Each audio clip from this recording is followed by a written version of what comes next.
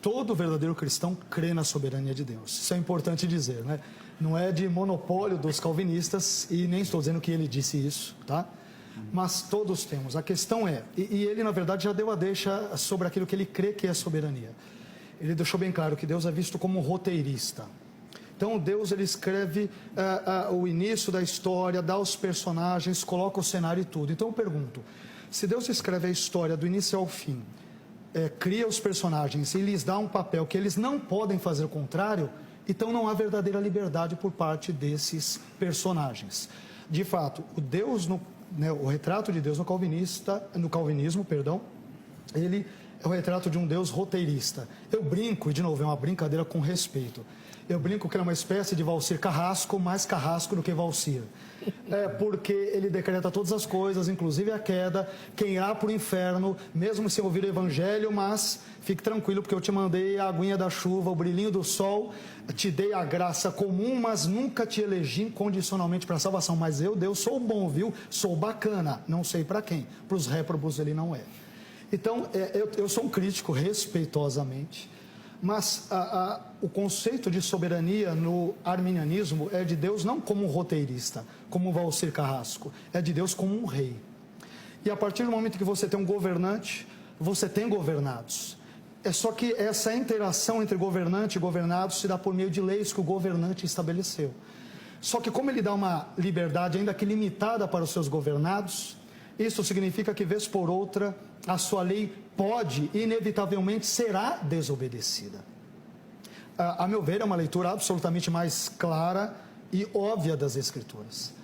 Então, essa é uma questão importante. Quando um calvinista, sempre que ele usa a palavra soberania, ele tem a ideia um Deus roteirista. Um arminiano, quando ele usa a expressão soberania divina, e o arminiano crê totalmente na soberania divina, ele não tem a ideia de um Deus roteirista, mas a ideia de um Deus governante, um rei. Tendo dito isto, há outras questões também que nós teremos que levantar. Por exemplo, o reverendo citou alguns textos. Provérbios 16:4, quando diz lá que Deus cria até o ímpio. Olha só, é uma tradução horrível, eu já fiz a crítica dela a esse programa, está no meu livro sobre expiação limitada e tal, porque o texto hebraico diz, Kol pa'al Adonai lamaneho, vegam rasha leyom ra'ah, traduzindo, e tudo Deus fez para uma resposta, e até o ímpio para o dia do mal.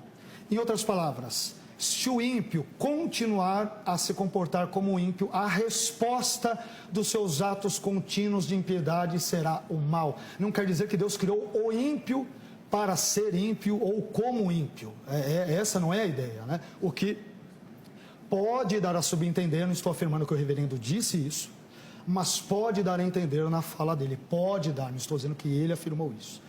E tem vários outros textos. E claro, Deus, ele governa o mundo. Agora, entrando efetivamente na questão do mal, porque Deus permite, e perceba que eu estou usando de propósito a ideia da permissão, porque Deus permite a entrada do mal.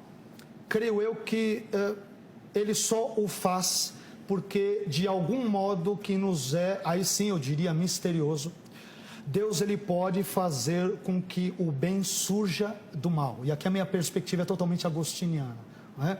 Então a minha ideia é que o mal, embora seja uma realidade, todavia ele não tem substância em si e de per si, mas ele envolve a corrupção ou a privação de um bem, assim como a cárie num dente, a cárie só existe porque existe o dente, a podridão de uma árvore só existe porque existe o tronco de uma árvore, a ferrugem num ferro só existe porque existe o ferro. Então, existe essa corrupção do bem. Agora, quando eu digo sobre isso, eu entendo que Deus só de fato permite o mal, porque ele, na sua onissapiência, deve ter imaginado que dentre os milhares de mundos possíveis que ele poderia ter criado, ele decidiu que este seria o melhor mundo possível, onde, mesmo dando uma liberdade ainda que limitada às suas criaturas, quer angelicais, quer humanas, e mesmo prevendo, e não decretando ativamente, mas prevendo que elas fariam mal, e isso ocasionaria mal para toda a humanidade, pesando na balança, Deus deve ter imaginado, eu pressuponho, humanamente falando, falivelmente falando ainda, que ele viu que este mundo, onde seres seriam limitadamente livres, e poderiam ocasionar o mal, este mundo seria melhor do que ter criado anjos e homens robôs, que sempre diriam sim a ele, nunca o desobedeceriam, mas também nunca teriam a oportunidade de amá-lo,